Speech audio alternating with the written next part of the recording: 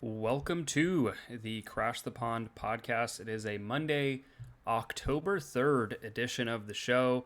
And that means, yes, you heard it right. It's the month of October. It's finally here. Hockey is a mere few days away from being back in our lives. Regular season hockey, that is. So Jake, are you ready as you sip on your wine there? Yeah, this is probably the last episode that we'll do without having an idea of what the final roster is going to be. This is the last episode that we can maybe speculate about, because as of next Sunday is the final preseason game, and so after that the rosters will start getting set. The first home game is going to be the first game of the season. First home game is going to be a week from Wednesday. We're starting to get models out from the different websites about how the season's going.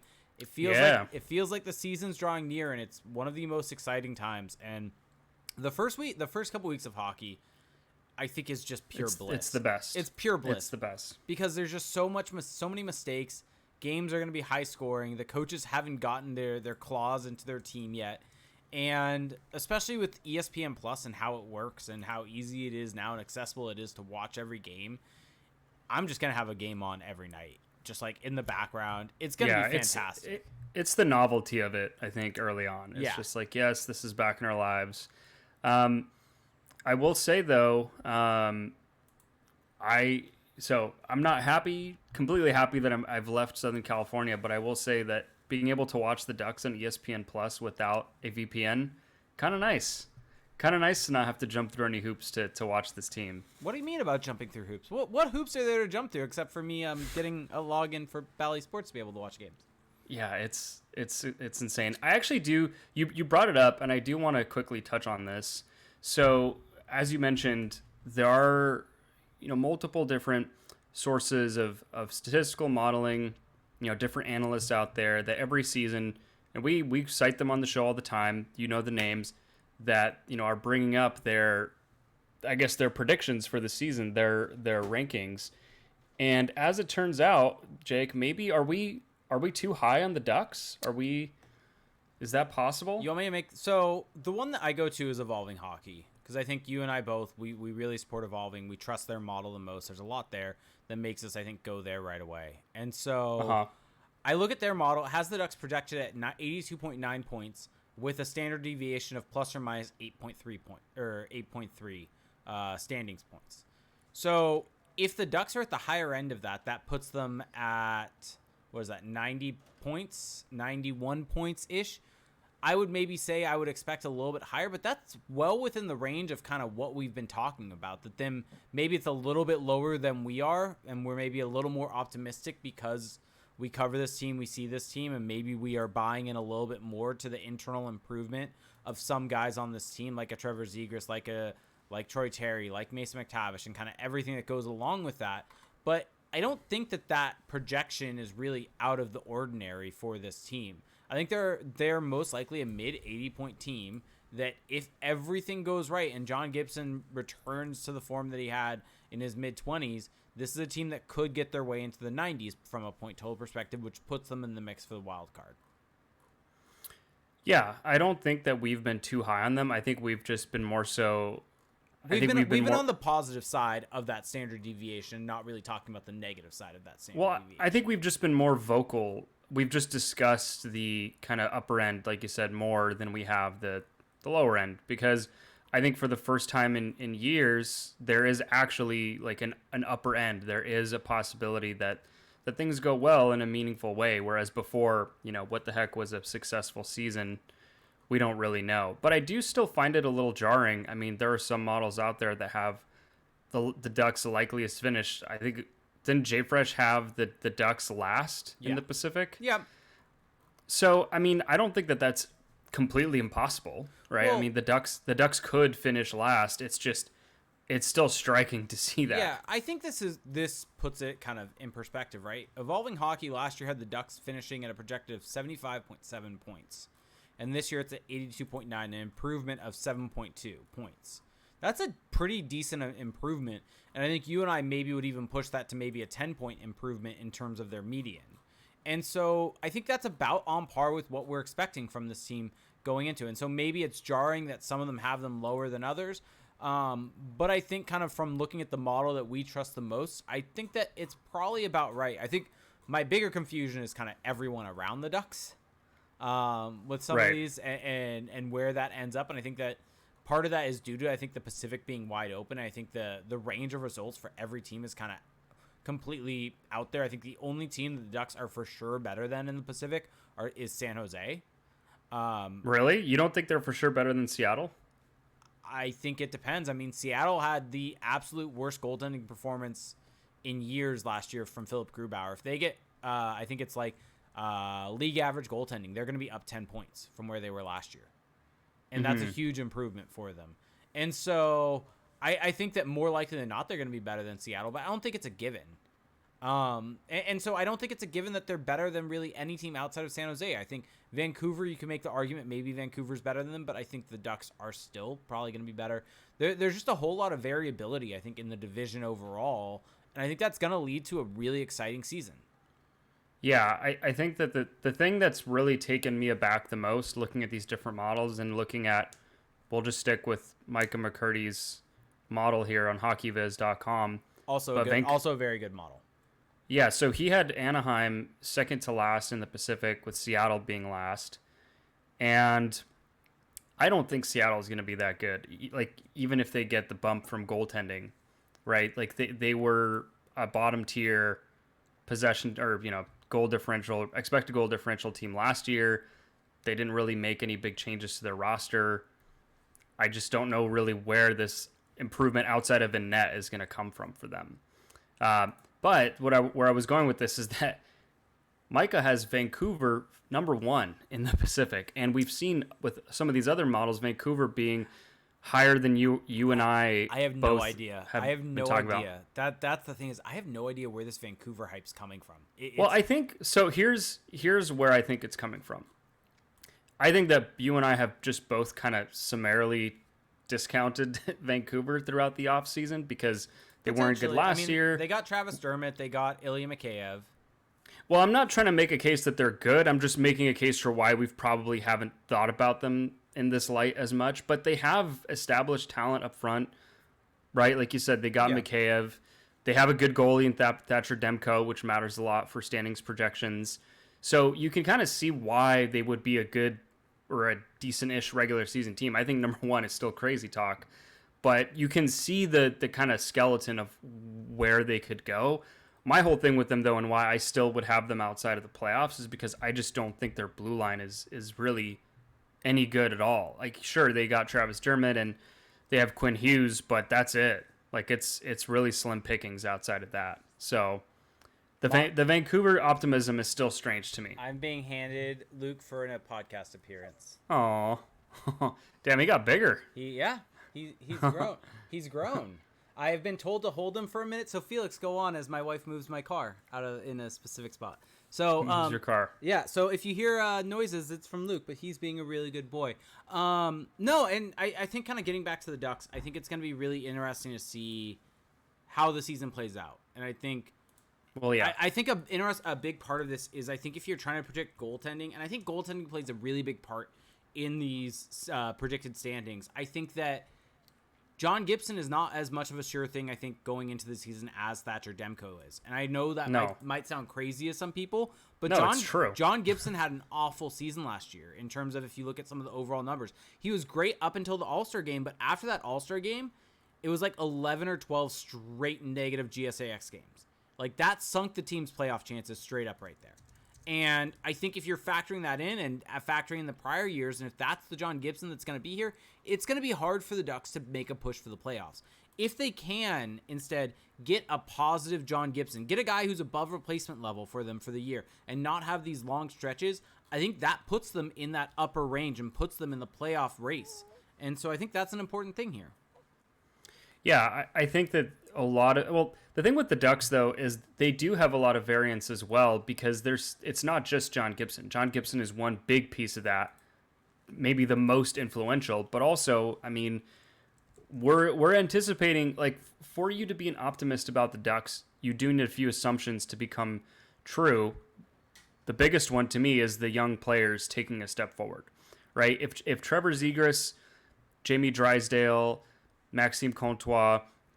If these different players don't take a step forward this year, or they don't take a significant enough step forward, then it's going to be really hard for the Ducks to be that much better than they've been. Even with the additions, the veteran additions that they made, I do think that Ryan Strome and Frank Vitrano help a lot.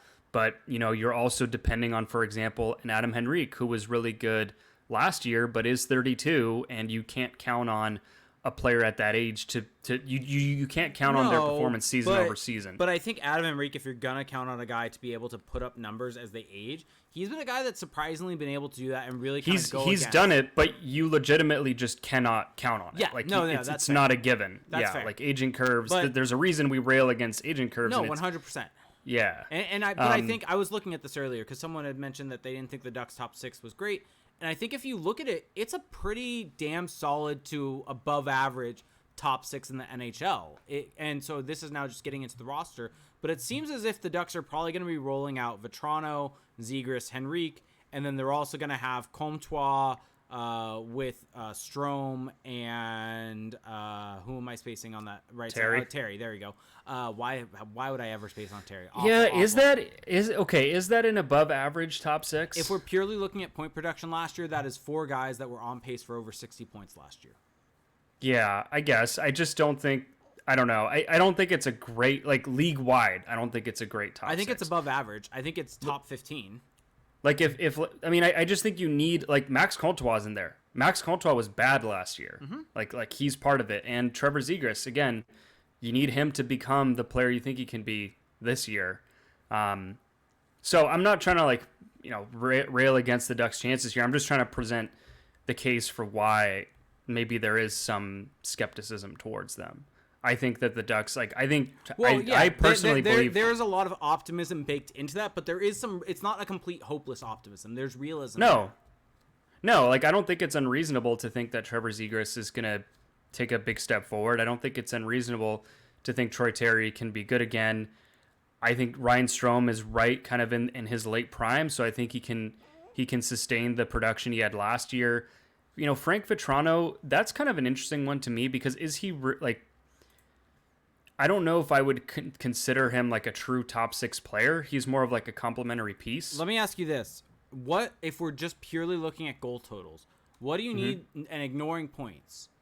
Okay. And I know that we don't always look at points. We like looking at everything else. But at a certain point, you need to look at that in the global sense of it for identifying players. What goal total do you want to see from a player for them to be considered a top 6 if you're only looking at goals? If you're only looking at goals. Goals scored. Okay, well, so by that logic, is Trevor Zegras a top 6 player? I'm saying how many goals did he have last year? No, but I'm saying ignoring a point production. Like I think that you can say based upon point production, this guy is. I think based on ignoring point production, only looking at goal scoring, this guy is. And there's different standards for different. I think you need to be in the 25 goal range. Okay. Yeah. Okay, and so I think it's a fair range. Yeah, Frank Vitrano, just for who was wondering, was scored 18 goals last year. And in the season prior in Florida, in 56 games, put up 18 goals. So in the the COVID season, put up 18 goals in 56 games. His last full 80 plus game season in Florida, 81 games, put up 24 goals. So he's a volume shooter. He's a guy that's gonna put the puck on net. Playing with Trevor Zegras, he's gonna get shots in dangerous locations, and he's gonna be able to score goals. And I think that is something that he's going to be able to do, and it's going to be really, really good. Sure, there's optimism baked into that, though. There is. Well, I also think that you answered your own question earlier, though, with there's a reason we don't only look at this stuff because Frank Vitrano, I think if you only look at goals, looks pretty good. Yeah. But is not a playmaker, right? If you look at his on ice impact last year, a fine player, but nothing that really jumps out at you. And if you look at the last 3 years, he's kind of all over the place. He's not great defensively. So anyway, I just don't really I think he's the kind of guy where he needs the right line mate to thrive. And I think he has the right line mate. I think that Trevor Zegras is that guy, but I just wouldn't fully expect right away this top 6 to be above average. I think that they're probably right on that borderline. If you have 4 of your 6 players in your top 6 being 60 plus point players and the other guys being more support players that maybe put up 25 goals, I think that's a pretty decent to above average top 6. Yeah, I'm trying to think. Wait, so who? So Strome is a 60-point player. He had 69 points last year. He had 54. Oh no, 69. Sorry, Yeah. 69. You're right. Granted, playing with Panarin, so that needs to factor in there. Yeah, and then Adam Henrique was on pace for. wait, no, he didn't have 69 points. He had 54 points. He had 69 penalty minutes. Oh, damn it! That was what I looked at earlier. Yeah, then. he had 54 points. Comtois did not have 60 points. No. But Vitrano did not have 60 points. Adam Henrique Zegras, was on pace for 60. So you have one 60-point scorer in this top 6. Terry. Or sorry, two. Zegras and Terry. Yep, that is. I saw that P in. Yep. Whoops. So 2 is a little less than 4, but I understand. Your point is well taken. Adam Henrique on pace for 60 points though. On pace. Yeah, because he played 41 games last year. Okay. Well, here I am now making enemies, saying the Ducks just aren't good. That's not what I'm saying. I think we're just trying to illustrate why these projections are maybe not where we would have thought they would have been after all of our off-season discussion. So, on that note, let's get into the games that we've been watching the last week here. There was actually 4 preseason games last week, and a lot happened. I mean, first off, I should point out that there were a couple of injuries, one of them being to Trevor Zegris, who was checked in open ice against Arizona. The updates right now are that he's day-to-day. The upper body injury, we don't know the nature of the injury. We can only speculate. I think he has skated, though, which is a positive sign. Yeah, he got on the ice. I think it was either Saturday or Sunday. I think it was over the weekend. Yeah. And then, unfortunately, Vaakanainen suffered a really gruesome injury. I believe it was against San Jose. Mm-hmm. And just kind of lost his footing getting back to his own net and slipped out into the end boards and I think was knocked unconscious for a little bit there. Yeah. Maybe not unconscious, but yeah. But regardless, he was out and he was hurt real bad, and they had to take him to the hospital. Sounds like he's doing all right. So the night of, they said he was responsive, full motion, full everything like that. But we don't actually know what his injury is either. I mean, we can only assume something upper body if we want to be conservative there. So I just want to say this really quickly. These are both just kind of unfortunate circumstances. I mean, with Zegras, we talked about on our Patreon show. We won't really relitigate it here, but a hit that maybe we wouldn't like to see in the game anymore because it involves some head contact. And then Vaakanainen, a freak injury. Neither of those things you can really predict for. Mm-hmm. But why do we have 7 preseason games? Like this is, I think that these incidents kind of illustrate that the more preseason games you have, the more possibility you have for injury. And I'm not against having a preseason. I just think that I don't want to see guys ever injured, and even if it's in a regular season game, it still sucks. But at least if it's in a game that actually counted for something, that'd be a nice place to start. Yeah, I think that's the key point there. And so I get it. I just think that it's tough, right? Because they have the rules in place to not necessarily screw over fans at the game for all of the veteran rule that you have to have a certain amount of veteran players in the lineup. But this is what happens when you have those types of rules. And I think that, maybe cutting it down from 7 games to 4 games. Something like that. Something like that. Now, getting into the games here. So, I guess, who stood out to you in this last week? And can you name anyone before you name Rocco Grimaldi? That's the real question here. John Klingberg. Let's go with that. Is Rocco Grimaldi just the guy? Rocco Grimaldi has been really good. Is he the star of this preseason? Well, I think you have to say that because, he's been a guy that came in on a PTO, right? Let's just get into it. Let's talk about Rocco Grimaldi. He's a guy that's come in on a PTO. To me, I didn't really make much of it, and we should also mention also on a PTO and got a contract. I don't think we'll talk too much about him, but it's Nathan Beaulieu.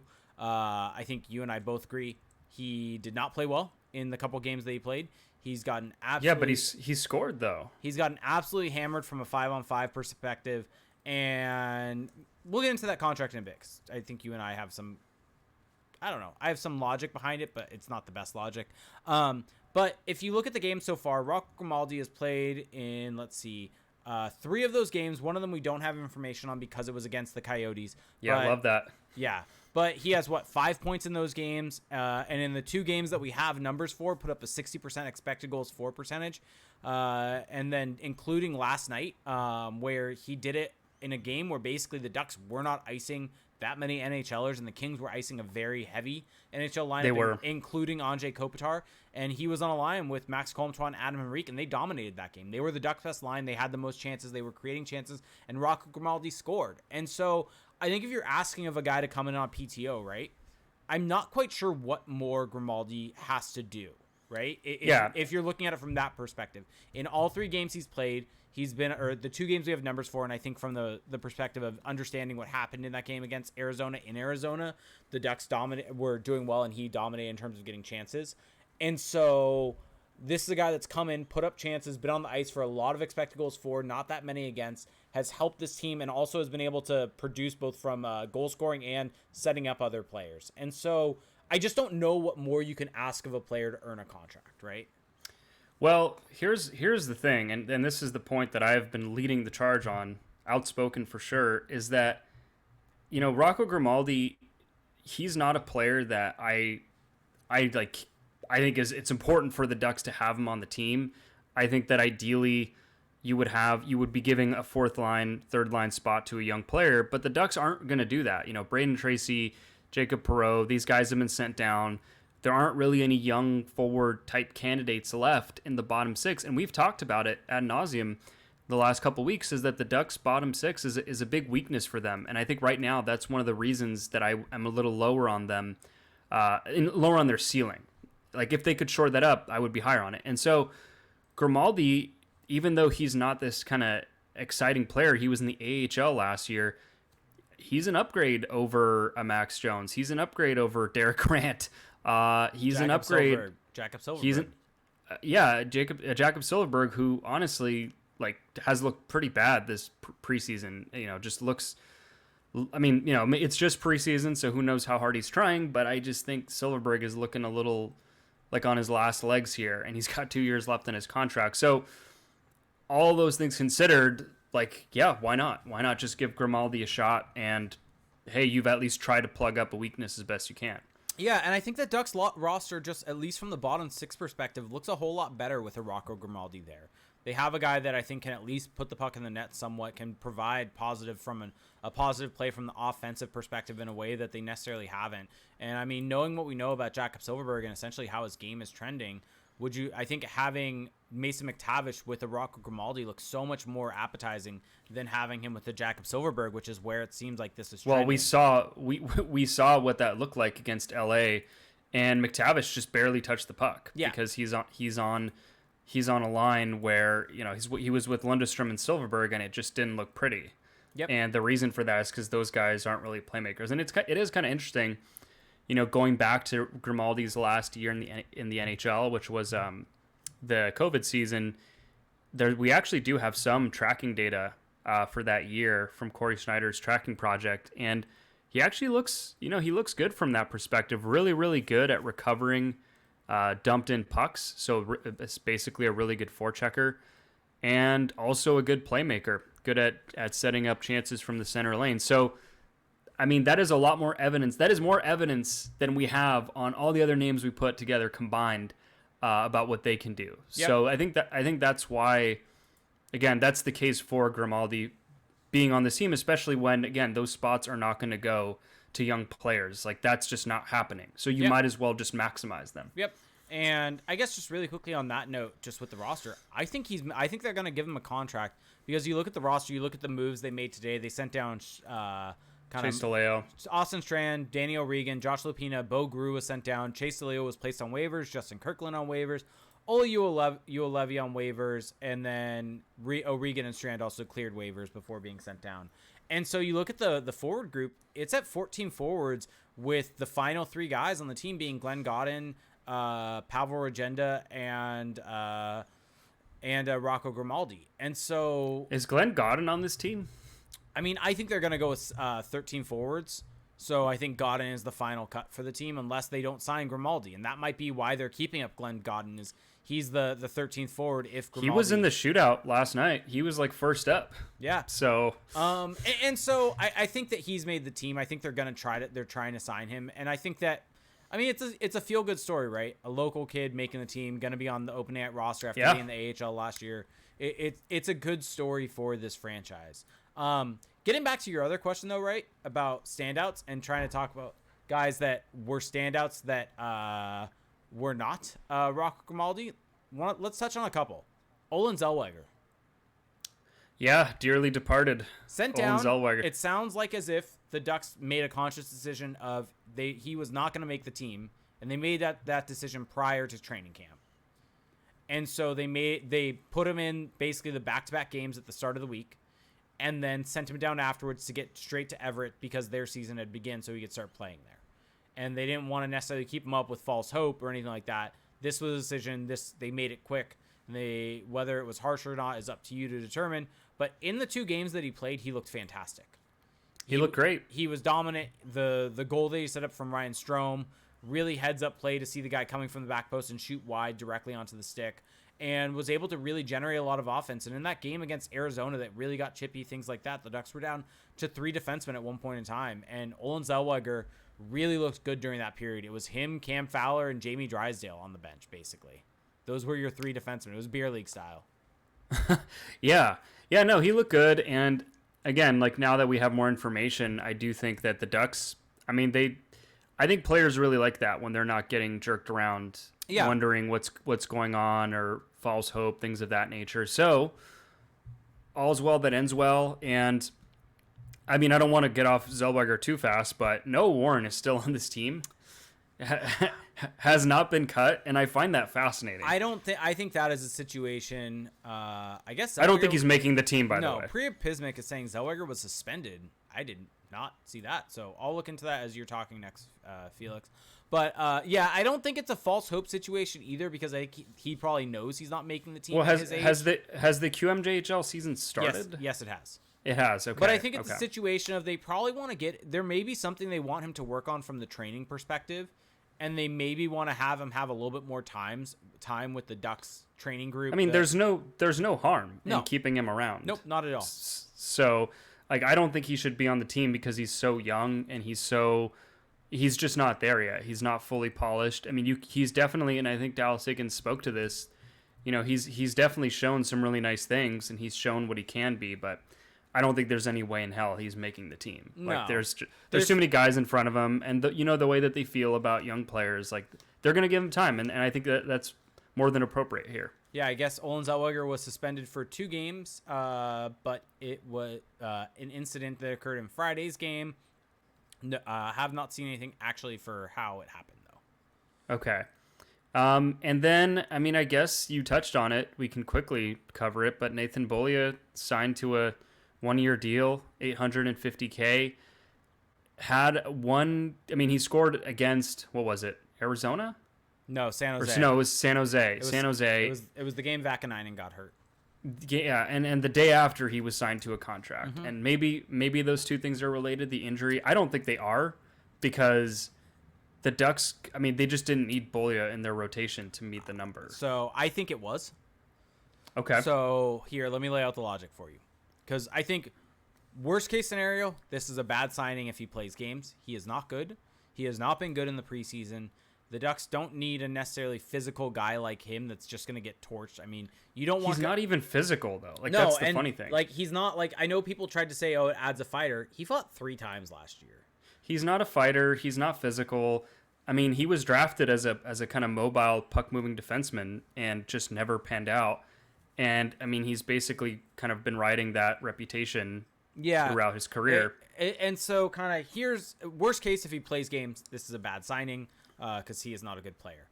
I think. Well, his just to kind of, like, illustrate that point, like, the reason Jake is saying that is because Beaulieu's numbers on ice have just been, like, basically anytime... In preseason and in prior seasons. Yeah, the last 3 years, anytime that he is on the ice, his team is getting massively outplayed. Yeah, and we've seen that's that. That's a bad sign. And we've seen that in preseason. I mean, you look at Let me see. Let me go down the list. He is out of the 43 players that have played for the Ducks so far in the preseason. He is 40th. And like this is at 22% expected goals for percentage perspective. He at 22.7 expected goals for percentage. Also not great. Last is Mason McTavish. Granted, he's only played one game. He's played one game. Yeah. And like the thing with these numbers for preseason is like small sample. Small sample. These numbers aren't meant to be significant in a small sample. No, like, but they're not significant in a small They are sample. reflective of what happened on the ice. I think if you just watch Beaulieu play, especially in that San Jose game, like just turn the puck over so many times, unforced errors. Okay. So yeah, I think that they signed him to be a warm body to just kind of fill out the depth. If he ends up playing, which he could, we don't know that yet, that he won't. I mean, they did play Greg Patterson in the first couple of games last year, so who knows what they're gonna do. But yeah, like best case scenario, this is a throwaway signing for essentially they want to have 8 defensemen just in case of injuries with Vaakanainen being out. And this makes Beaulieu the 8th defenseman. And if some guys get hurt, Hellison is the first guy to be called up, or some other guy is the first guy to be called up. And Beaulieu is consistently the 8th defenseman. And the only way he gets in is if guys get hurt in the morning skate or things like that. Yeah. So that's the only way is basically you don't want to have that 8th guy or someone like that be a Drew Hellison, be someone that you want to be playing games on the regular. And so you just have it be a guy. I mean, it's the Schuster role. It's the Corbinian Holzer role. That's what he is. Like that is essentially what he is. And so if he plays at all, this is bad. And I think that this is not a good signing. If he doesn't at all, if he plays maybe 1 or 2 games, sorry, let me change it from plays at all. If he plays 1 or 2 games, but like guys get hurt in morning skates, things like that, and he ends up in games, it's kind of an inconsequential signing, right? And I think that's more so where I'm at is like it's inconsequential. I don't necessarily view this as a flaw in Verbeek's plans or anything like that. Yep. Okay. Well, we're about 30 minutes in here. Did you want to go to our break here? Or is there anything else you want to touch on?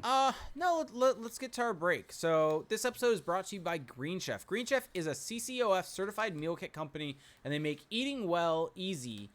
With plans to fit every lifestyle, whether you're keto, paleo, vegan, vegetarian, gluten-free, or just looking to eat more balanced meals, Green Chef offers a range of recipes to suit your preference. And so they have variety and customization. They've expanded their menu going from 24 to 30 recipes weekly with the option to mix and match meals from different dietary preferences in the same box without changing your plan, i.e. you can order vegan one day, keto the next, and add in extra meals with just one click.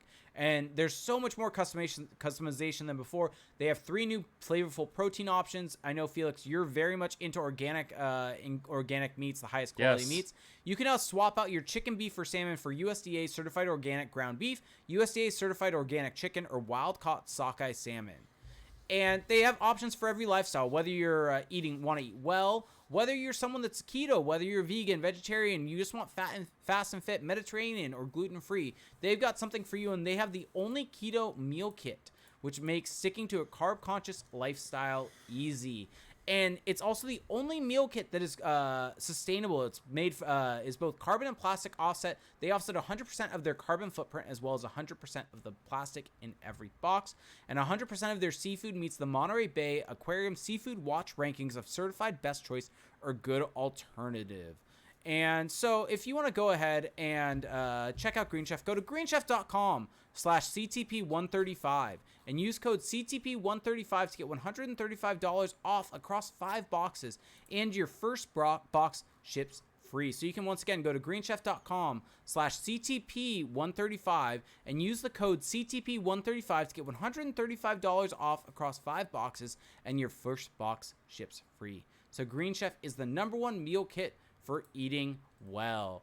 And then this episode is also brought to you by True Classic. Today's episode is sponsored by True Classic, and guys, let's talk about t-shirts. Finding that perfect fitting shirt can be terrible. I swear the thing is either way too tight, has a case of the bacon neck, or is just plain big and boxy. Luckily, True Classic wants to make every man look good and feel good. tighter fit in the chest and sleeves to make your arms pop, and room in the torso to keep things cozy. I'm telling you, all of their styles are super soft and at a great price for what you're getting. So guys, no excuses. Get rid of those ratty t-shirts I know you've been hanging on to for years and get ready to upgrade. We have exclusive deals for our listeners. We want to hook you up with some true classic. For a limited time only, get 25% off with the code CTP at trueclassic.com. So almost all men's t-shirts are designed to look good on certain body types. Think skinny models with six packs. But most of us aren't packing anything but a few beers, and I've been there and I am there, and there's nothing wrong with that, my dudes. It's simple. You are wearing the wrong clothes. Their tees taper off from the bottom, but they fit tighter around the chest and shoulders. You can throw on that true classic with confidence, knowing you've got your bases covered. And they have a pack builder on their website where you can custom build all of their essential products and save even more than the discount we're offering you today. And for any of those big boys out there, they have long body options for the tall guys and up to triple XL on their staple colors. True Classic will make you feel your best by accentuating the places the eyes goes first. Whether you have abs or flabs, your clothes look great on all body types. So skinny dudes, big dudes, buff dudes, my dudes. True Classic has you covered. Get comfortable, get going, and upgrade your wardrobe with True Classic. Get 25% off at trueclassic.com with the code CTP. Free shipping included on any purchase over $100. 100% risk-free guarantee with a 30-day return policy. True Classic, when you look good, you feel good. Alrighty. On that note, let's march forward. So, anything else that stuck out to you, Jake, here from this preseason so far? Congratulations to John Klingberg. Him and his wife welcomed their daughter into the world, and he slipped away during the second intermission. Love that. And so he's only played 2 periods, but in those 2 periods, granted, ultimate small sample size, but you know what? Yes. I'm going to read into it because why not?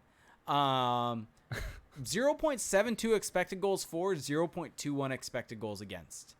He's played well. King Klingberg is here. I think Frank Vitrano has looked really good. He has. He is definitely, the one thing that I think is noticeable is his ability to get off shots from weird angles. Well, that's the thing with him is that I had this kind of, just looking at the stats over the summer, I knew that he could get a lot of shots off, but I kind of had this image in my head of just this guy who just kind of a volume shooter, getting just shots from any angle.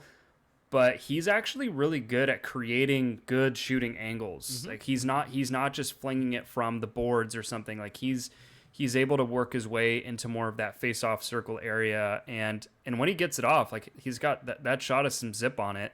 He's not a sniper or anything like that. He does not like a 30-40 goal scorer, but I'm very curious to see how that skill is going to blend with Trevor Zegris. So we shall see. Another good note from the last week is that after getting hurt in his first game, Max Jones came back. Yep. So he's not going to, for now, miss any significant time. So that's good news for him. Max Comtois has looked, I think, decent, by his standards I think so far. better than decent. I think he's looked good. Yeah, and I think that's encouraging, especially since he's gotten top 6 minutes so far. He's been given top 6 assignments, and that's encouraging for the Ducks as well, because Max Comtois, I think that he's kind of been a little forgotten this offseason just with the excitement of the additions and the newer faces, but he's still a guy who, if he's playing well, that does change the Ducks' fortunes quite a bit. Well, he's a little bit of an X factor. If you can get him playing well where he's a 25 goal scorer, right?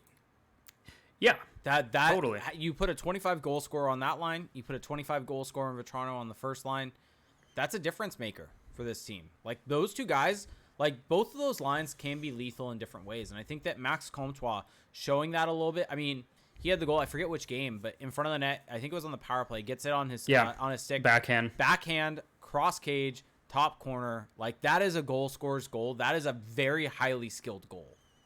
Like that, that is not one where you look at it and say, oh, he jammed it in the net and went into the dirty places. That's one where he found a puck in the front of the net and found a very, very good way to put it in the back of the net that not a whole lot of guys in the league can do. Well, I mean, it's a bunch of different things, but the fact that he was in the right spot at the right time, right? That's a skill as well, being able to time that dash to the net, and then the skill to actually put it away. There's a lot of things working there for him, and I mean, that's kind of I don't want to say a freebie for him, but he has that ability. He has the hands in tight. He has the size to be a guy who could be effective in tight. I think the thing that people underappreciate about guys who are really good at the net front is there's this whole timing element. It's not just stand there and wait for the rebound. Like that, if it were that easy, there would be a lot more guys who would be playing their trade that way. I think one guy that comes to my mind is Corey Perry, who so good at that, at just being able to kind of time when he's coming in to the net front. And so I think Comtois, I mean, if he's done any kind of film study this offseason, if he continues to just kind of learn as he's getting more experience, like that could be an area where he could add a lot of value for this team. So something to keep an eye on. All right, we've talked about a lot of positives. Okay. You want to go to the negative. Okay. I want to do one. We're going to do one. Okay. And it's a "Are you concerned?" question. Okay, I'm here for that. Are you concerned about Mason McTavish being on a line with Isaac Lundestrom? It's just one game. I mean, I just can't, I can't come away from it any different way than that, to be honest. No, but I'm not even talking about that game. I'm just talking about in general. That's where it seems like this is going. It seems like they're going to have McTavish with Lundestrom. It seems like that's where it's going because it was just one game sample. Like, that's all we have to judge it from. That's what I'm saying. Like, if he continues to be with Isaac Lundestrom, then yeah, I would be concerned because I don't think McTavish is going to thrive on a line with Lundestrom. I don't think that's where I'm going because I think that you're right. It's one game, but from what I recall, this is going way back. But I think that this McTavish with Lundestrom was something that was going on during training camp. Well, and also, I mean, going back to last season, like he was on those third line duties. I just don't think there's a chance he's getting in. I don't think he's going to be in the top six. Like Friday, we did a fun little Twitter space after the game, and it was a lot of fun. And I forget who it was, but someone mentioned, putting McTavish with Zegras. And I think that's I would love to see that because I think that, yes, those guys have some complementary skills, but I don't see Dallas Eakins doing that. Yeah, I don't see Fire Carlisle brings up that McTavish, Lundestrom, Silverberg was a line when McTavish was with the Ducks last year. So there you go. So maybe my argument that it's just one game doesn't work because we have prior evidence of this being a line. I just don't understand what they're trying to get out of Mason McTavish if he's starting out on that line. Like, I really do think that I think the Ducks just are kind of hoping that Jakob Silverberg still has something to give and that once the real games start, that he'll show that and that Isaac Lundestrom is going to take a step forward. I just don't really understand where they see McTavish fitting into that. Well, he is an offensive player. If you're just bringing him on to be a checker next to those guys, like I just don't. Seems like a bit of a waste of his talent. And also, one thing I'm curious about, and it's not shocking they're putting him on wing, and it sounds like that's what they told him from the organization and all this different type of stuff. Yeah. But I come back to this, right? You look at long-term for this franchise, 3-4 years down the line, or maybe even 2 years down the line. Isaac Lundstrom's not your third-line center. Like, he's your fourth-line center when everyone's up to speed on this team because it's Zegras, Strome, McTavish. Those are your top three centers. In 4 years? In 2 to 3 years. Sorry. Oh, 2 to 3. 2 to 3. 2 to 3. Yeah. I think Strome as he ages is still going to be your third line center. Possibly. Yeah. I think this is the danger right now of the Ducks trying to be a little bit better this season is that decisions like these where yes, maybe right now they see it as it makes more sense to put McTavish on the wing. He's transitioning from junior hockey. They're trying to be competitive, blah, blah, blah. But, like, all things considered, this is still a team that's a few years away from being a true cup contender. And, now, when the stakes are low, like they are right now is the time to get Mason McTavish to learn on the fly and to play his natural position. Like, he's not going to learn how to play center in the NHL, playing on the wing in the NHL. And now you're just kicking the can down the road for when he is going to be learning how to play center. Yeah, I just really hate when these things happen because it's like I hate having this argument. Like I hate having this conversation because I feel like we've done it a few times. And just for the people wondering why we're saying this is that a center, while the game is more fluid now than it's ever been, and it's more so F1, F2, F3 than it was previously in terms of all the forwards work together, there is still a distinction between center and wingers in their general positioning. Wingers cover high in the defensive zone. They need to be on the boards to dig pucks out when it's rimmed around, everything along those lines, whereas the center's acting low, and he's providing the first breakout option to the defenseman, and the puck will typically get on his stick to be able to bring it out of the zone, allowing for more puck touches. And that's what you want to see from Mason Mctavish here. And while, yes, there will be rotation, he may get those chances with the Lundestrom, with this line, even though he's a winger, that's not going to be his primary duty, and it's going to essentially change the way he has to play the game as a result, because playing the game as a winger is different than playing the game as a center. And so that is one reason why people may say, well, it takes defensive responsibility, things like that often, but then why are you putting him on a checking line? Well, and also, I kind of love, I don't know if anyone's actually made that argument. I have no idea. I'm just legitimately saying like that's the logic behind putting a guy on the wing. But my whole thing is that, like, all we hear about is how, he's this responsible two-way player, and, that's why he'll be the captain one day and Zegras won't be, is because he's got that two-way. And it's like, well, he's got to learn to do that at some point. So, yeah, I don't love this approach. And this is just another affirmation of how much they love Isaac Lundestrom, that he's the guy. He's going to... Mason Mctavish is going to learn next to Isaac Lundestrom. I am curious to see. I hope that they put Rocco Grimaldi there as compared to Jacob Silverberg, because I think that creates a very different look. And I think one thing, I guess, to Lundestrom's defense lately is he's never really had offensively creative players on a line with him. But the issue I have, if you watch him, there was a distinctive play in the game against the Kings where he makes a fantastic play in the D zone to corral a puck, and with a guy in his hip is able to transition the puck as a one-man transition through the neutral zone into the offensive zone, gets around Doughty, and then he almost puts his head down and just is so puck-focused. And you see this a lot in beer league, and I do it a lot, where you just go down the wing and then you just kind of fire the puck, or you just kind of throw it as a hope pass.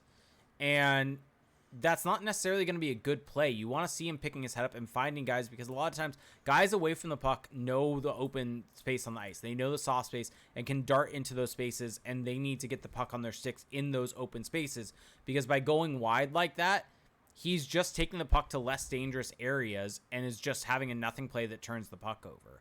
And so while I think playing him with better players could help significantly, he also needs to adjust what he does when he enters the offensive zone. And hopefully with Mctavish and Grimaldi, that if that is where they go, that changes thing and he gives them the puck instead of holding on to it. Yeah. Yeah, no, totally. All right. Well, so do you want to go into some questions? Yeah. Or... Okay. Yep, let's get into some questions. So we're going to start with our Discord. This is from our Patreon. We'll get into our Patreon a little bit more later. But so the Puff said, who are the main candidates for the Calder, and why is it just a race for second place behind Mctavish? I mean, if Mctavish is playing on that line, his chances are not as awesome to me. I think Marco Rossi has a chance, no? I think Matty Beniers, Marco Rossi. Those are, Uri Slavkovsky, can't forget him. Owen Power. Yeah, it's going to be a fun rookie class. Maybe a Jake Sanderson. Yeah. Like this, this is actually going to be a pretty good. I guess if I had to pick someone, just purely unbiased, I would say Uri Slavkovsky probably. Wow, completely unbiased. Wow. All right. So yeah, I mean, it depends with McTavish. If he's not on the power play, if he's playing in an offensive line, like this is going to be tough for him to put up points to win the call. I'm low on his chances right now. Yeah, same. Hey Odiflo said, what are your thoughts on evolving hockey's Pacific division standings projection? So we already talked about the Kings and the Ducks, Canucks and Ducks. What are your overall thoughts on it though? So it has Flames first, Oilers second, Golden Knights third, Kraken fourth, Canucks fifth, Kings sixth, Ducks. I passionately disagree with this ranking. Kraken fourth, Canucks. Well, Kraken fourth is a stretch to me. Golden Knights third is kind of like. I have no idea how the Golden Knights are that high with their goaltending. The Golden Knights could finish there. It's not impossible. It's just, man, that's a very optimistic finish for them. And then I think the Kings should be a lot higher there. The Canucks are a bit of a wild card to me. So yeah, I don't really love those. I mean, hey, those are smart people. They're I'm not trying to discredit their work at all, but that's just not how I see it. I mean, yeah, and I don't necessarily think that. I think it's important to say that just because that's what their model's saying isn't necessarily probably what they think. No, yeah. Like a model is just like a specific set of variables, regress, the whole thing. I just want to point out though, Jake, I'm looking at the Vegas odds for the Calder Trophy because I was just curious. Who do you think has the best odds of winning the Calder Trophy per Vegas? Oh, I thought you were gonna list out a bunch of players. No. Who has the best chance to win the Calder Trophy per Vegas? Slavkovsky? No, it's Mason McTavish. Oh, really? Yeah, a plus 400. So that's. I wonder how many people made that bet with after the World Juniors, and that kind of raised the odds on him. I mean, I feel like that's all that it's based on, right? Well, because a lot of the Vegas odds, right? They correct themselves after they get enough bets at certain odds, and so they were probably getting so many bets for Mason McTavish after the World Juniors that it corrected itself. That I'm not 100% sure on, but anyway, Uri Slavkovsky plus 1,800. Yes, let's go. Question 2. Will the Ducks change course and break up the McTavish, Lundstrom, Silverberg line for the start of the regular season? I don't think so. I think the top 6, like you were referring to, is kind of set. I think the third person on that line is up for grabs. I think whether it is a Pavel Regenda, whether it is a Rocco Grimaldi. Also, I mean, should we briefly talk about Regenda? Are you going to rescind your Regenda hate? I mean, he's looked fine. I mean, I actually think the way he's played is kind of what I was talking about in the rookie camp, where I thought, or the rookie tournament, where I thought that this is a guy who probably looks better kind of like in a system. Yeah. And he's done that. And like, sure, give me Pavel Regenda over Derek Grant. Like, now that I've kind of like reoriented my thoughts for the bottom 6 to just, okay, the bar is Derek Grant. Yeah. Then sure. Like, after we legitimately had this argument in text messages, and I had to say, well, you were like, well, he's below, with Grimaldi. It's like, well, the numbers show him being below replacement for the last couple of years. Like, yes, but you're comparing it. You have to compare him to what this team. I mean, is. I don't disagree. Like, I've never disagreed with that. Sure. Sure. I just think you were kind of selling him a bit too hard, and I'm like, well, okay, let's pump the brakes. Sure. Okay, so we're going to get to questions on Twitch, but before we do that, yes, check us out on YouTube. Yes, and people that are there on YouTube, you can find us at twitch.tv/crashspawn, where we do this live show each and every time. And if you have Amazon Prime, you get one free Twitch Prime gaming sub each and every month, and you help support the show more than you can imagine. With that, you get special emotes in the chat, specials, badges next to your name. And I want to give some shout-outs, by the way, because we had a bunch of stuff come in for people subbing. ODog81 resubbed for 19 months and said, "Sup, Crash the Pond, it's been a while." Lockdown Late Night, one of our like original Twitch viewers, resubbed for 35 months and is stoked to be here. And he gifted out, let me see, 1, 2, 3, 4... 5. He gifted out 5 different Twitch subs to people. So and then Heyo Dflow gifted out a sub also, and Bionic Chris resubbed for 23 months. So we've just had a fruitful night. So thank you everyone for doing that. We really appreciate it, and it really helps out more than you can imagine. And Lockdown, happy to have you here still. All right, so let's get to this. Priya Pismic says, what does the power play 1 look like? Is Klingberg the only defenseman on that unit? Yeah, I would think it's going to be Klingberg on PP1, Trevor Zegras on the right side in the right face-off circle. Troy Terry's going to be on there. Probably Adam Henrique in the bumper spot. And then Max Colmswell front net. Yeah, I mean, the way he's been playing, I think that makes sense. I don't actually know if we have intel on what the power play units are, though. No, we don't. We've had some games, and they've split up. Yeah, they've done a weird job with it. Well, especially with Zegras being out, it's almost like, well, you just kind of throw your hands up because, like, you just know that he's going to be a key figure there. And so if he's not out there, you can't really take a whole lot away from the power plays. Let me ask you this. Mm-hmm. If Zegras is cleared, do you play him in any of these final preseason games? No. Why? What is the point? What is, like, legitimately, what is the point? To get him up to speed in that final game against the Kings with the entire roster? He's up to speed. He's Trevor Zegras. Okay. Like, he is the speed. It's okay. No. Does he bubble wrap him? Does he have a need? A need for speed? He is speed. Not the drug. Just the metaphorical sense of speed.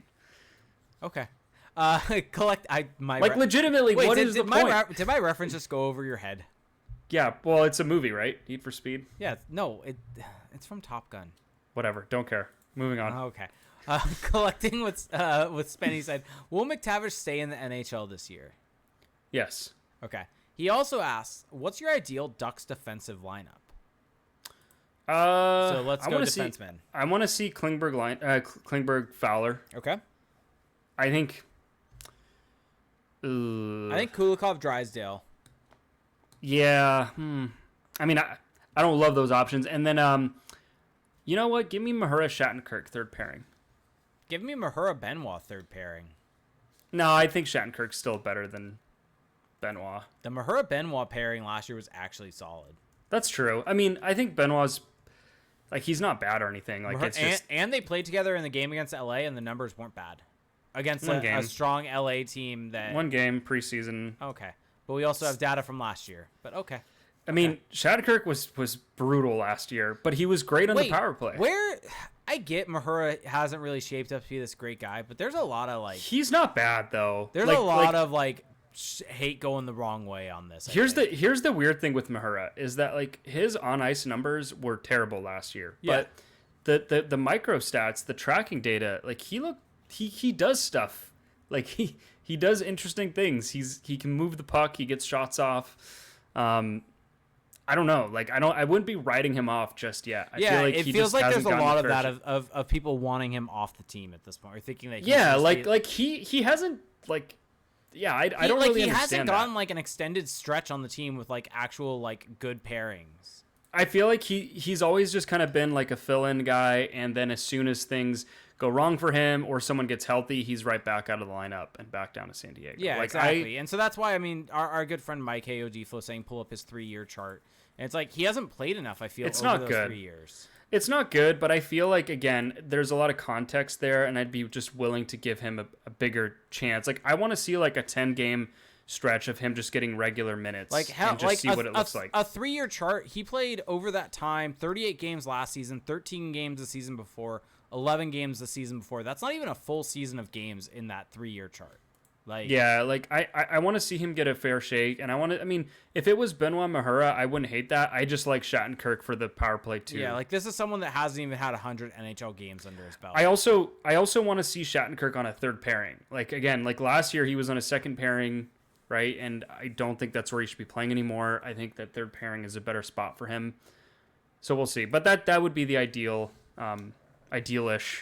blue line. I mean, ideally, Olin Zellweger would be in this lineup. But he's no longer with us. Tybal, the Fiendblood, said, mostly a question for Felix. What are your opinions on Kent Hughes' comments? And do you think if Martin Madden was chosen as the new Montreal GM, do you think he still drafts Slafkovsky? So I think the comments he's referring to, maybe you know about this, but I think he said something to the effect of, we didn't want to draft the best 18-year-old. We wanted to draft the best NHL player years down the line or something like that. And picking Slafkovsky. And, I don't love hearing that because that sounds kind of buzzwordy and that. I feel like a lot of bad picks are made that way. But I really do think this was a draft where you could really make a lot of different arguments for guys at number one. And so it's not some cardinal sin that they didn't pick Shane Wright. I think Slafkovsky's probably the biggest risk profile of any of those number one potential picks. But, I mean, the Canadians actually released a behind the scenes of their draft. And it was really interesting because they had Chris Boucher, who's, I think, one of the founders or one of the first employees of SportLogic, did a lot of public analytics work before, who was at the table in the war room with them, giving them all this kind of live statistical feedback. And so I do trust that there is some logic to them picking him. So I'm on board. I'm on board the Hughes train. Okay, there it is. Let's see. Collecting with Spenny said, which Ducks prospects are closest to being NHL ready? Well, McTavish is going to play in the NHL this year. I think Zellweger's still about a year away. I think Zellweger's close. Hellison's close. I think Hellison's going to play games this year. I think Perreault and Tracy have to be getting close. It's going to be this year or next year for them. Yep. Realistically speaking. Yep, completely agreed. All right, and I'm trying to think about any other prospects. I mean, if they end up signing, Thrun and Lacombe have to be close also. That's just I mean, I think Tyson Hines looks like he looks like he could be NHL ready sooner than we thought. Just the way he was playing in this preseason. You know, he's going to be playing in junior again this year, but I think he doesn't look too far away. I think Nathan Gaucher, same thing. Yeah, Nathan Gaucher legitimately really impressed in preseason. I thought he looked really, really good. He looked great. The one guy that I wonder is, Lucas Dostal. Like, how much longer are we going to have to wait to see him? This is the last year of his ELC. And then, you know, Solars is expiring this season, or next offseason, I should say. So, will Dostal be the backup in 23-24? Like, maybe. Yeah. It's a pretty big question mark there. By the way, did you see speaking of prospects, Pavel Mintyukov, I think he had a 5-point night. Yeah, a goal and 4 assists. Yeah. I think he's actually still a year or two away. Yeah, I think he's going to use up both of his overage years in junior. I don't think he's someone that they're going to bring in next year. He's just, I think watching him in the preseason, you could just tell how raw he is. Well, it's just, I don't necessarily know what spot he would take. I think Zellweger is going to be on the team next year. And I think Kulikov's not. And then you still have Benoit or Mahura for that third line role. My favorite discussions, and I'm not saying this sarcastically, are when we're already projecting the next season, like during the preseason of any given season. Well, that's what we're doing now because Zellweger got it's kind of fun. Like, I don't know what it is. It's just kind of fun. Yeah, definitely. I guess Bonnie's now here, so she's going to cause trouble for us as we are about to wrap this thing down. Bionic Chris said, is CTP go? And she's saying ditch Mahura. Bonnie, we've already dismissed that. Hold on. I thought Bonnie was the one that's like, oh, don't hate on players, you know, be fair to them. They're human beings. You know, this and that, and now it's like, ditch this guy for what? You know, anyway. And we're told that we hate the Ducks. We hate the Ducks. Okay, moving on. All right. Fire Carl said, or no, that wasn't the question. Bionic Chris said, is CTP taking a trip down to San Diego to watch a Gulls game? How motivated are you to watch the Gulls play this season? I'd like to go and see Hellison and Perreault and Tracy. I think if Zellweger was eligible, I think that would really increase my thing. And now that I am within an hour of their stadium, that's true. You're a San Diego County adjacent person now. My electric is through San Diego Electric. Yeah, that means something. Yeah, I'd make the drive to watch Josh Lupina.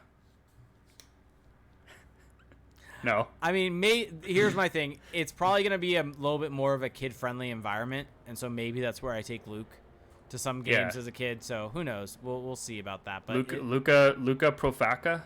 No. Also, is there like a helicopter? There is. Are you in like a live GTA game or something? I guess. Anyway. Yeah. Someone's about to jump over my my wall and come at me. Let's see. Fire Carlisle said, if a contender loses a goalie early in the season, the Ducks should be prepared to flip Stolars to a desperate team and promote Dostal. Should they do that to Vegas? I mean, that is a tough case to make because it's Vegas. Because they're in your division, you're trying to make the playoffs, presumably. Like, it just depends what you can get back. Like, if Vegas is willing to offer a second, I just think you have to take it, right? Yeah. But I don't know. Can you get a second for Anthony Stolars? Probably not. Yeah, let's see. Okay. Tybal, let's end with this. Tybal the Fiend Blood said, okay, but what's the lineup going to look like in 3 seasons? Let me look into my crystal ball. So you're going to have Vitrano, Zegras, Terry. I mean, you can straight up just look at the contracts, and that'll clue you in. Strome or McTavish with Perreault and So Tracy. Is 3 seasons from now counting this season? So this would be 24-25? Sure, let's do it. He Strome, didn't specify. There's only 3 forwards on the current roster signed through that season. Yeah, but let's assume the RFAs get signed. Yeah, I mean, Henrique Silverberg could legitimately not be back that season. I think Henrique maybe, like on a kind of swan song contract. Maybe. I think Silverberg retires after this contract. I think Silverberg might retire after this season. I hope not. I wouldn't. I don't want to wish that upon him. But I hope not. Also, because that would mean that he's really fallen off. But yeah. Fowler. Fowler will still be around. He will be. There are legitimately 4 skaters on this team who are currently signed through that season. There's a chance John Klingberg's still around. I think that's definitely real. I think it's probably more real than we thought about at the time. I mean, to be honest, Fowler, Klingberg, Zellweger, Hellison, Grant, Delorier return, Jack Kopaka. No Delorier reunion. No. And actually, he'll still be signed through that season with Philly. He'll still be a Flyer. He'll have a no trade clause still. Yeah, Comtois, McTavish, Strome could be a line. Yeah, Hellison. Maybe Perry will still be kicking around. Corey Perry. You never know. You never know. The Ducks are paying Corey Perry $2 million this season. By the way, they are. They needed that at one point to get to the salary cap floor. That's true. Yeah. Also, now this is just like cap friendly trivia. They're also paying Simon Carlisle. By the way, is doing it for us. Tracy Gaucher Perot. Okay. Oh shit! Yeah, there's Minchukov. Also in 3 years will probably be on the team. Yeah. Minchukov, and then give me one more right hand shot defenseman for that. Or give me another one for the right side. Did you already say Hellison's a lefty? No, he's not. He's a righty. Is Luno a righty? Yeah, he is. Hellison's a righty. Yeah. That's why I said Hellison. You already said Hellison. Yeah, I did. Austin Strand. Leno. Yes. Strand. Axel Anderson. He's a righty. He'll have figured it out by then, right? Ole Ulevi. Oh, man. Is Ole Ulevi a right? No, he's lefty. Did we already talk about it on this show? The prominent article? Did we mention that on the show, or was that us talking beforehand? That was us talking before. Do you want to just go for it? Well, I mean, I just love this idea that Mahura was on the outs because the Ducks signed Ulevi. It's like he was waived today, and anyway, put some respect on Mahura's name. The little that he's earned. Also, I don't know if you've noticed this, but I'm getting ratioed, or I got ratioed on Twitter. What'd you do? Because I called the LA Rams the asterisk champs. And I've actually said that before on Twitter. You always get ratioed when you do that. Wait, Felix, you know that majority of your followers, right, are from Southern California, where probably a lot of them are Rams fans, especially with the Rams winning the Super Bowl. And it's taunting and shit-talking Rams fans is probably not your best course of action. I just think it's funny because it's almost become a bit. I actually do think there's an asterisk next to their Super Bowl. Oh my God. I mean, I'm not going to get into it, but I just love that like someone replied, "Explain the asterisk," and then someone replied to that, who's I guess seen me tweet this before, was like, "I've asked him to explain the asterisk before, but he's a coward and doesn't respond." LOL. And that same person said, "Answer these people, coward." LOL. At least he has a joke about it. I mean, I feel like the real ones understand that like. Hammer 1759, I'm with you. Felix, answer these people. Answer. I mean, they beat the Bengals, a green Bengals team that just wasn't supposed to be there anyway. They beat an injured Niners team with an injured quarterback. They actually should have lost that game. Like, there's just so many different asterisks. Fake ring. That's all. So nothing else to it. That is maybe one of your worst takes. What? That one. The asterisk? That one. Like your Lakers one, if you wanted to like make that argument of bubble, whatever, sure, whatever.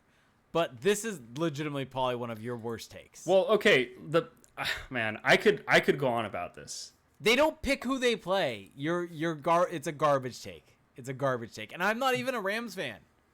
The Bengals, who they played in the Super Bowl, were losing at halftime in the AFC Championship game and basically needed a historic meltdown. They didn't pick to play them. Who cares? Can I just have my narrative? No, there is no narrative here. It's a bogus, like, garbage take. I'll just say this. Just troll. Even if you don't want to have an asterisk, which is fine. I mean, I think you're wrong but you cannot have it. It's still a soft championship. They didn't have to beat anyone, really. They didn't have to. They almost lost. They almost lost. Like, I'm moving on because you've had some like rough takes. You've had some rough ones. The Cinnamon Toast Crunch, the pies. Hey, at least this one's sports related. There's a lot. Oh yeah, Tybal of Fiend Blood. It said, "What's worse, your food takes or your football takes?" I get so much shit for my football takes on Twitter. This is a bad one. This is a bad one. I think it's fully legitimate. They beat an injured Jimmy Garoppolo. Congrats. Anywho, let's I have no words because this is legitimately so bad. Is it though? Yes. I think you agree with me. I think most people I think the reason why there's so much outrage is because deep down people are offended. Like they know, oh, this is hitting a little too close to home. Like I felt this as the Rams were lifting the championship. I felt a bit of doubt. Do you want to try to make a food take to at least make this one not look as bad? A food take. I don't know. I don't have any food takes right now. Like you can't just. I'm not. I'm not just like a wind-up toy. You can't just. On command have a take. All right. Well, let's wrap this thing up, shall we? Sure. Before I get us canceled again. In-N-Out's great. I had In-N-Out today. There you go. There's your food take. I tried to get In-N-Out yesterday, but the In-N-Outs in Northern California, the lines are so much longer. I've had In-N-Out. I had In-N-Out yesterday and today. Wow. Back to back is bold. Yeah. I haven't done back to back in a long time. It was great. It's a good decision. Oh, actually, so a couple weeks ago, it was really late at night and went to In-N-Out and, was like really starving, blah, blah, whatever. And their line was so long, didn't want to wait. Guess where I ended up going? Five Guys? No, this is late at night. Five Guys is not open late at night. Del Taco? No, there's no Del Tacos around here. Thank God. McDonald's? Yes. It was so bad. I legit had a stomachache from eating McDonald's. Well, yeah, that's part of what you get when you get McDonald's. You expect the stomachache. It's worth it, though. I don't think it was worth it, to be honest. I think you didn't get the right stuff. I got chicken nuggets. Yeah, you didn't make the right call. Well, what else? This was the take. Okay. I do have a take. Okay.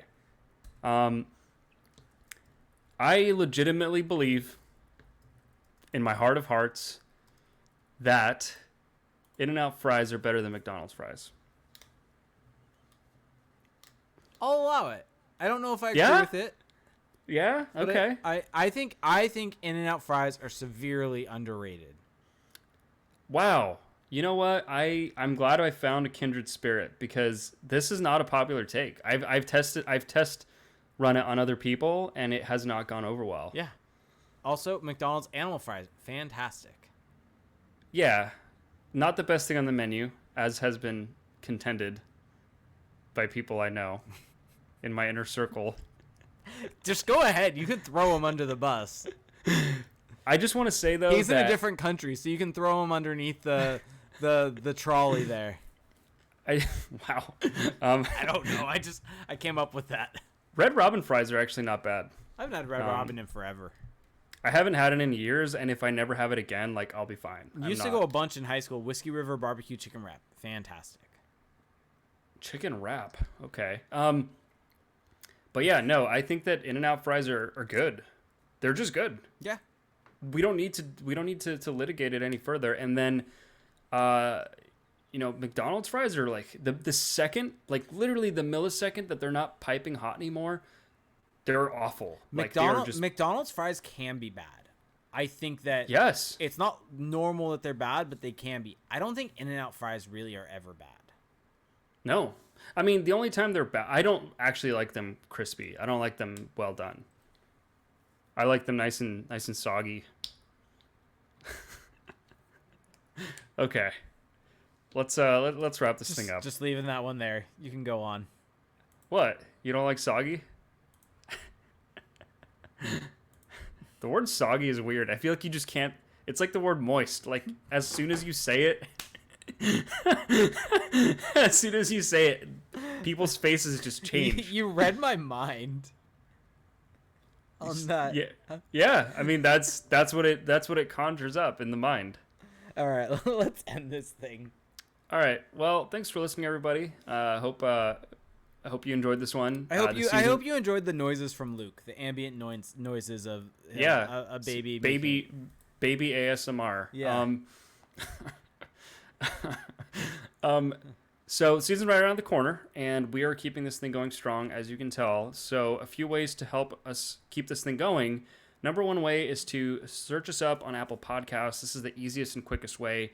Search Crash the Pond and leave a rating and a review. And if you leave one, we'll read it on the show. And we actually have a new one this week. And this one is from, I believe, is it Francois The Leafs Suck is his name, which I love that name. The title of the review is Good Show, 5 stars. And then it says 10 stars for Rudolph and negative 5 stars for Sicard. Fight on. So on balance, we're still at 5 stars there, which is all I care about. Yeah. There's no I in team, so I'm good with that. I'll take the negative 5 stars for the team. Not sure about the fight on though. Can't say I co-signed that. Is that actually the fight on symbol? Yeah. Oh, I didn't understand that. Fight okay, on, but fight on for all to see. Our men fight on to victory. I thought it just meant like peace out. That's what I thought that meant. But the other way that we really appreciate and that you'll actually get more content out of, if you go to our Patreon page, patreon.com/crashthepond, $1 a month, you get access to our Discord server, which is really awesome. You get to connect with other diehard Ducks fans. For $5 a month, you get access to 2 bonus episodes where we go more in depth on the Ducks. We'll do league-wide rankings. We'll answer your questions, go into your topics, and we're also a little more unfiltered there. You can check the podcast out on YouTube. We're in video format there, youtube.com/crashthepond. Make sure to subscribe and turn on your notifications. We're on all the podcasting platforms, Spotify. Check out our website, crashthepond.com. We're also on Twitter. We're on Facebook. Jake is on Twitter at reindeergames91, and I'm on Twitter at Felix_Sicard. That is going to do it for the show. Thanks everybody for listening. Hope you have a great rest of your week, and we'll talk to you soon. Hockey is coming. Bye.